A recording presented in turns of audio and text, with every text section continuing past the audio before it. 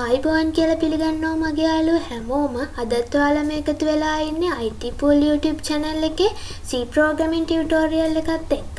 මේ වෙනකොටත් ඔයාලා අපේ YouTube channel එක subscribe කරලා නැත්නම් දැන්ම subscribe කරන්න.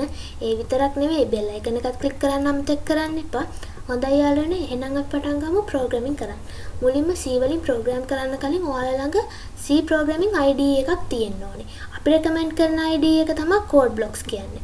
ඔයාලා දැනටමත් IDE එකක් download කරගෙන නැත්නම් ඔයාලට පුළුවන් code blocks download කරගන්න.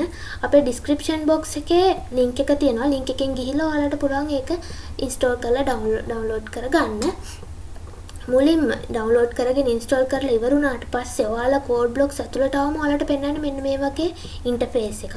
ඔයාලා code කරන්න නම් new project එකක් open කරගෙන ඉන්න ඕනේ. අපි මුලින්ම new project එකක් open කරගමු. මේ විදිහට files වලින් new ගිහිල්ලා empty file එකක් open කරගන්න ඕනේ. ඔයාලට එන්න මෙන්න මේ empty file එක මුලින්ම save කරගන්න ඕනේ.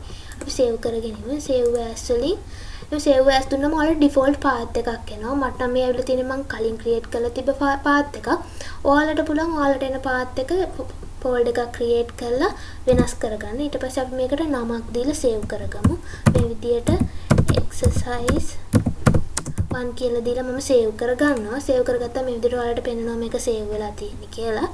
අපි අද කරන්නේ user ට මොනවා හරි output එකක් display කරන්න. ඒ කියන්නේ input output display කරන්න C වලින් අපිට දීලා තියෙන library එකක්. අපේ library එක මුලින්ම program එකට add කරගෙන ඉන්න ඕනේ. අපි මුලින්ම library එක add කරගමු.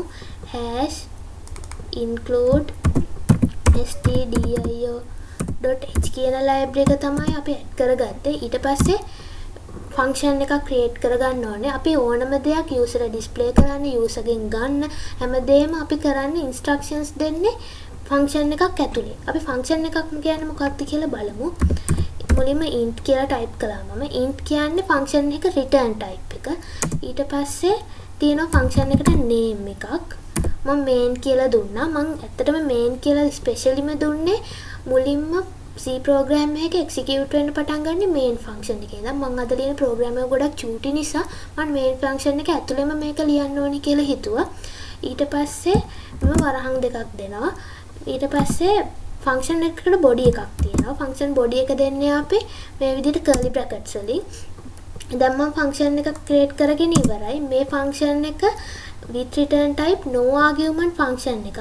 මෙන්න මේ වරහන් දෙකෙන් මම කියවනේ arguments දෙනවා කියලා. මේ වරහන් දෙක ඇතුලේ මොනවා හරි අපිට parameters type කරලා pass කරන්න පුළුවන්. අපිට මේක ඇතුලේ void දෙන්නත් පුළුවන්. void කියන්නේ no arguments කියලා. දැන් අපි function එක create කරගෙන ඉවරක්. මේක ඇතුලේ බලමු කොහොමද user display කරන්න මොනවා හරි type කරන්න කියලා. මුලින්ම user display කරන දේ අපි type කරන්න අපි print f කියන keyword එක use කරනවා. print f කියලා මේ විදිහට type කරගෙන ඊට පස්සේ වරහන් ඇතුලේ double quotation ඇතුලේ අපි type කරන්න ඕන අපි display කරන්න ඕනි page එක type කරනවා. මම IT pool කියලා type කරනවා. දැන් IT pool කියලා type කරගෙන ඉවරයි.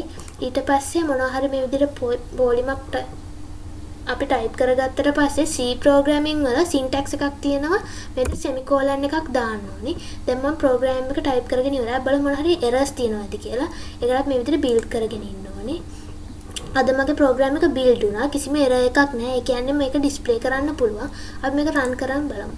අපි මෙහෙම run කරාම අපිට පෙන්නනවා මෙහෙම IT pool කියලා user display වෙනවා. ඒ කියන්නේ අද මගේ program එක success. ඔයාලටත් පුළුවන් මේක try කරලා බලන්න. ඒ විතරක් නෙවෙයි අද අපි අපේ tutorial එක ඉවර කරනවා. ඊළඟට අපි බලමු කොහොමද user ගෙන් input එකක් අරගෙන ඒක user display කරන්න කියලා ඊළඟ tutorial එකෙන් බලමු. මේ වෙනකොටත් මගේ යාළුවෝ අපේ YouTube channel එක subscribe කරලා නැත්නම් subscribe කරන්න, bell icon එකත් click කරන්න. ඒ විතරක් නෙවෙයි අපේ වීඩියෝ එක like කරන්නත් අමතක කරන්න එපා. ආයිබෝන් යාළුවෝ හැමෝටම සුබ දවසක්.